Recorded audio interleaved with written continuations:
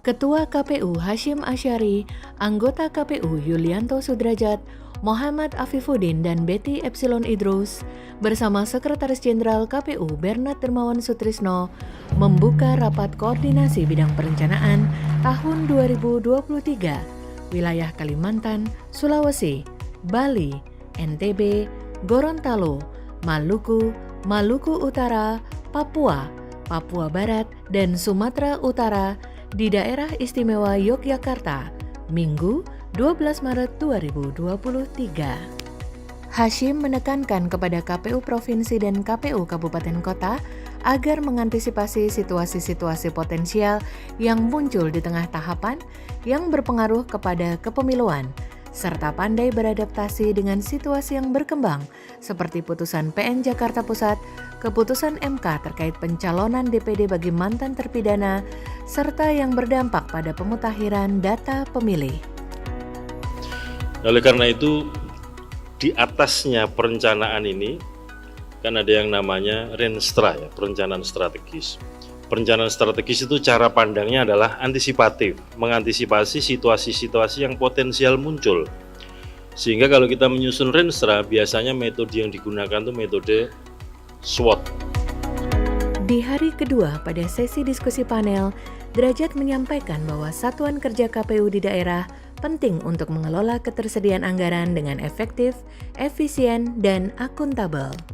Jadi pemilu KPU tidak hanya berbicara soal tahapan-tahapan, tapi juga berbicara soal manajemennya ya. Saya mohon terutama di level kabupaten kota, khususnya anggota KPU kabupaten kota, juga harus fokus juga kepada manajemen pengelolaan internalnya. Sementara itu, Bernard mengingatkan sekretariat membantu penyusunan program dan anggaran. Sekretariat KPU wajib melaksanakan putusan pleno dan mampu adaptif dalam pelaksanaan anggaran dengan tetap menjaga akuntabilitas. Dari sisi tugas divisi perencanaan dan juga kesekretariatan. Kebijakan-kebijakan yang telah dibuat oleh pleno, oleh divisi, itu yang dilaksanakan oleh teman-teman sekretariat.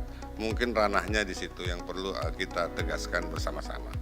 Khususnya terkait dengan pelaksanaan anggaran di tahun 2023 ini, kita sudah punya pengalaman di 2022 maupun sebelum-sebelumnya, harus ada kreativitas dan juga fleksibilitas dalam pelaksanaan kegiatan-kegiatan kita dalam perencanaan anggaran. Sebelumnya dilakukan sesi diskusi panel dengan narasumber Direktur Politik dan Komunikasi Kementerian PPN Bappenas, Astri Kusuma Mayasari, memberikan catatan penting berkaitan rencana kerja dan anggaran TA 2024 KPU RI dan PLT Direktur Pelaksanaan dan Pertanggungjawaban Keuangan Daerah Kemendagri, Riki, menyampaikan kebijakan pendanaan Pilkada Serentak 2024 yang bersumber dari APBD.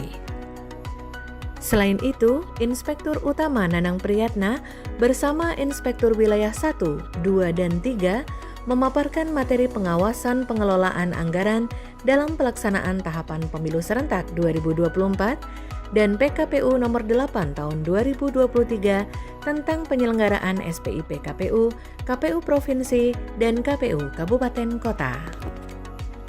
Menutup acara, Derajat meminta Satker merencanakan kegiatan anggaran sebaik-baiknya dan melaksanakannya dengan kesungguhan hati, pikiran, dan tenaga.